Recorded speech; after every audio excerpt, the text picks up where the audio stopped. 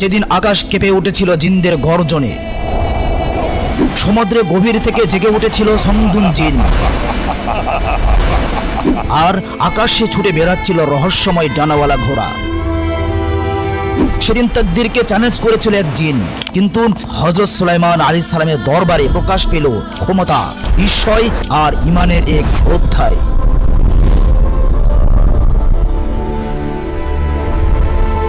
যা বদলে দিল পৃথিবীর সব ইতিহাস। কি আছে এই ভিডিওতে জানতে হলে দেখতে থাকুন পুরো ভিডিওটি। একদিন সুলাইমান আলাইহিস সালাম রাজসিংহাসনে বসে তিনি বাতাসকে বললেন, হে বাতাস, পৃথিবীর সবচেয়ে সুন্দর স্থানে নিয়ে চলো। সাথে সাথে বাতাস সিংহাসনকে উড়িয়ে নিয়ে গেল। 7 সমুদ্র পার হয়ে তার একটি অপরূপ দ্বীপে পৌঁছালো। হযরত সুলাইমান আলাইহিস সালামের আদেশে বাতাস সেখানে নামিয়ে দিল। তিনি দ্বীপের সৌন্দর্য উপভোগ করছিলেন। হযরত সুলাইমান আলাইহিস সালাম লক্ষ্য করলেন তার মাথার উপর দিয়ে কিছু ডানাওয়ালা ঘোড়া দ্রুত উড়ে যাচ্ছে। তাদের অপরূপ রূপ দেখে তিনি মুগ্ধ হলেন। তিনি এক দৃষ্টিতে তাকিয়ে রইলেন, কিন্তু মুহূর্তেই ঘোড়াগুলো দৃষ্টির আড়ালে চলে গেল। হযরত সুলাইমান আলাইহিস সালাম উড়ন্ত সিংহাসনে তিনি ঘোড়াগুলোর পিছু নিলেন, কিন্তু ঘোড়াগুলো এত দ্রুত ছিল যে তিনি তাদের ধরতেই পারলেন না। অবশেষে তিনি ফিরে এলেন। পরদিন রাজ দরবারে তিনি জ্ঞানী ব্যক্তিদের সাথে আলোচনা করলেন। তিনি বললেন, আপনারা কি জানেন যারা ডানাওয়ালা ঘোড়া আকাশে দ্রুত ওড়ে তাদের কোথায় পাওয়া যায়? একজন সেনা বলল, হুজুর, এমন ঘোড়ার কথা আমরা কখনো শুনিনি, তবে জিনের রাজা হয়তো জানতে পারেন। তিনি বললেন, জিনের রাজাকে ডেকে আনো। কয়েকজন সৈন্য জিনের রাজাকে খবর দিতে গেল। তারা অদৃশ্য অবস্থায় বলল, হে জিনের রাজা, হযরত সুলাইমান আলাইহিস সালাম আপনাকে ডেকেছেন। জিনের রাজা রাজ দরবারে এসে বলল, হুজুর, আপনার আদেশ পালনে আমি প্রস্তুত। কেন ডেকেছেন আমাকে? তিনি বললেন, সমুদ্রের মাঝে একটি দ্বীপে ডানাওয়ালা ঘোড়া আছে, তাদের কয়েকটি ধরে আনো। জিনের রাজা চিন্তিত হয়ে বলল, হুজুর, অন্য আদেশ দিন, এই কাজ আমার জন্য সাধ্য নয়। তখন একজন সেনা ধমক দিয়ে বলল, সুলাইমান আলাইহিস সালামের আদেশ পালন করতে পারবে না? জিনের রাজা বলল, হুজুর, ঘোড়াগুলো এত দ্রুত যায় যে তাদের ধরা অসম্ভব প্রায়। তবে সমদুন নামে এক জিন সমুদ্রের গভীরে লুকিয়ে আছে, সে হয়তো এই কাজটি করতে পারবে। তিনি বললেন, তাকে নিয়ে ঘোড়াগুলো ধরে আনো। জিনের রাজা সঙ্গীদের নিয়ে সমুদ্রের কিনারায় চলে গেল। তারা উচ্চস্বরে বলল, হ্যাঁ সমদুন, বাইরে এসো। কোনো উত্তর না পেয়ে তারা চালাকি করে বলল, সমদুন, সুসংবাদ, হযরত সুলাইমান আলাইহিস সালাম আর নেই, সে মৃত্যুবরণ করেছে। একথা শুনে সমদুন সমুদ্র থেকে আনন্দে বেরিয়ে এলো। জিনের রাজা বলল, এখন আমরা পৃথিবীর রাজা হব, চলো। তারা পথে যেতে যেতে সমদুন জিনকে বন্দী করলো এবং রাজ দরবারে নিয়ে হাজির হলো। হযরত সুলাইমান আলাইহিস সালামকে দেখে সমদুন জিন ভয়ে কাঁপতে লাগলো। সে বলল, হুজুর, আমি আপনার ভয়ে সমুদ্রে লুকিয়েছিলাম, আমি বড় অপরাধী, আমাকে ক্ষমা করুন। হযরত সুলাইমান আলাইহিস সালাম বললেন, তোমার অপরাধ ক্ষমা করব যদি তুমি আমার একটি কাজ করে দিতে পারো। সমুদ্রের দ্বীপে ডানাওয়ালা ঘোড়া আছে, তাদের ধরে নিয়ে এসো। সমদুন অবাক হলো, কিন্তু কিছুই বলল না। জিনের দল দ্বীপে গেল। সমদুন বলল, এই ঘোড়াগুলো ধরা প্রায় অসম্ভব, তবে একটি কৌশল আছে। ঘোড়াগুলো ক্লান্ত হয়ে পানি খেতে আসে, আমরা পানিতে নেশা জাতীয় দ্রব্য মিশিয়ে দিব, তারা নেশাগ্রস্ত হলে বেঁধে ফেলব। সবাই এই পরিকল্পনা পছন্দ করলো। তারা পানিতে নেশা মিশিয়ে লুকিয়ে রইল। কিছুক্ষণ পর ডানাওয়ালা ঘোড়াগুলো পানি খেতে এলো। পানি খেয়ে তারা নেশাগ্রস্ত হয়ে পড়ল। জিনেরা তাদের রশি দিয়ে বেঁধে ফেলল। তারা ঘোড়াগুলো নিয়ে হযরত সুলাইমান আলাইহিস সালামের কাছে হাজির হলো। ঘোড়াগুলোর সৌন্দর্য এতই মুগ্ধকর ছিল যে হযরত সুলাইমান আলাইহিস সালাম এক দৃষ্টিতে তাদের দিকে তাকিয়ে রইলেন। ঘোড়াগুলো দেখতে দেখতে তিনি আসরের নামাজের সময় ভুলে গেলেন। সূর্য অস্ত যাওয়ার সময় হলো। হঠাৎ নামাজের কথা মনে পড়তেই তিনি চমকে উঠলেন। তিনি তওবা করে বললেন, হে আল্লাহ, আমি এই সৌন্দর্যে মুগ্ধ হয়ে তোমার ইবাদত থেকে ভুলে গিয়েছি, আমাকে ক্ষমা করো, মাফ করে দাও। তিনি কাঁদতে লাগলেন। আল্লাহ জিবরাইল আলাইহিস সালামকে বললেন, সূর্য অস্ত যেতে দেরি করতে বলো, যেন বিলম্ব হয়। জিবরাইল আলাইহিস সালাম সূর্যকে বললেন, হযরত সুলাইমান আলাইহিস সালামের নামাজ শেষ না হওয়া পর্যন্ত তুমি অস্ত যেও না। সূর্য সেদিন দেরিতে অস্ত গেল, ডুবতে বিলম্ব করলো। তিনি আসরের নামাজ শেষ করলেন। তখন তিনি ঘোড়াগুলোর প্রতি ক্রোধান্বিত হয়ে বললেন, এই ঘোড়াগুলো আমার সামনে আনো। ঘোড়াগুলো আনা হলো। তিনি তাদের ডানা কেটে ফেললেন। তখন গায়েব থেকে আওয়াজ হলো, হে সুলাইমান, তুমি প্রমাণ করেছো যে পৃথিবীর সবকিছুই তুচ্ছ আর আল্লাহর প্রতি ভালোবাসা তোমার কাছে সর্বোচ্চ।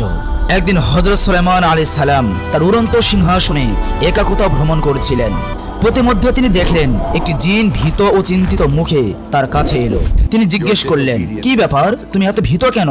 জিনটি বলল, হে আল্লাহর নবী, বাবিলের কাছে একটি জিন গোষ্ঠী মানুষের উপর অত্যাচার করছে, তারা আমাদের উপর জুলুম করছে।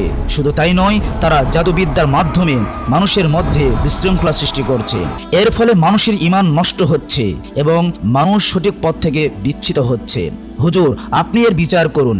একথা শুনে হযরত সুলাইমান আলাইহিস সালাম আর দেরি না করে তার উড়ন্ত সিংহাসন নিয়ে বাবিলের দিকে রওনা করলেন।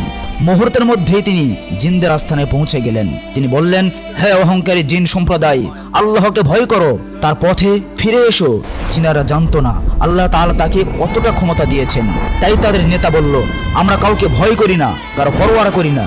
কিছু জিন তার উড়ন্ত সিংহাসন ঘিরে দাঁড়ালো এবং অহংকারের সাথে চিৎকার করে বলল, তুমি কে? আমরা কাউকে চিনি না।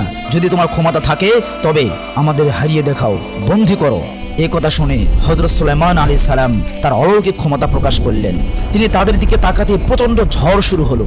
মেঘ গর্জন করতে লাগলো, মাটি ফেটে লোহার শিকল বের হলো এবং একে একে জিনদের বেঁধে ফেললেন। তারা 1 ইঞ্চি নড়তে পারল না। এদিকে জিনেরা হযরত সুলাইমান আলাইহিস সালামের পায়ে পড়ে বলল, কে আপনি? দয়া করে আমাদের ক্ষমা করুন, আমরা ভুল করেছি।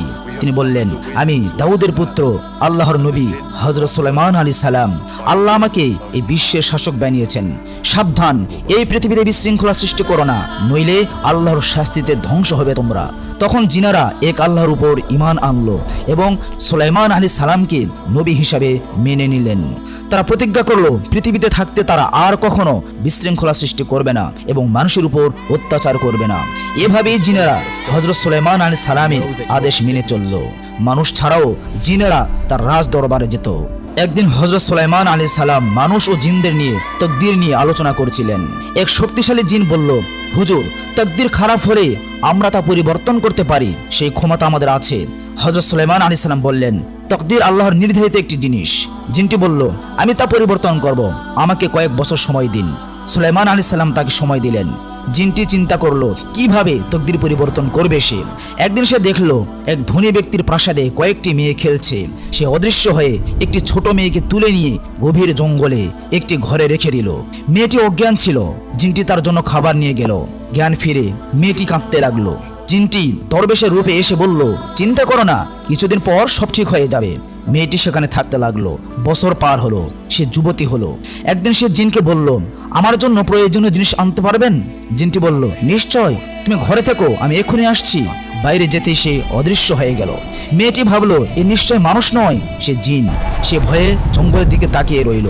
এক রাতে ঝড় বৃষ্টি শুরু হলো। মেয়েটি ভয়ে পেয়ে গেল। হঠাৎ দুজন লোক ঘরের বাইরে থেকে বলল, আমরা মুসাফির, আমাদের আশ্রয় দিন। মেয়েটি বলল, আপনারা কে এই গভীর জঙ্গলে? তারা বলল, আমরা বিপদে পড়েছি, কাল সকালে আমরা চলে যাব। মেয়েটি তাদের আশ্রয় দিল। একজন গরিব আর একজন ধনী ব্যক্তি ছিল। পরদিন তারা জিজ্ঞেস করলো, তুমি কে? এখানে কেন, কিভাবে এলে?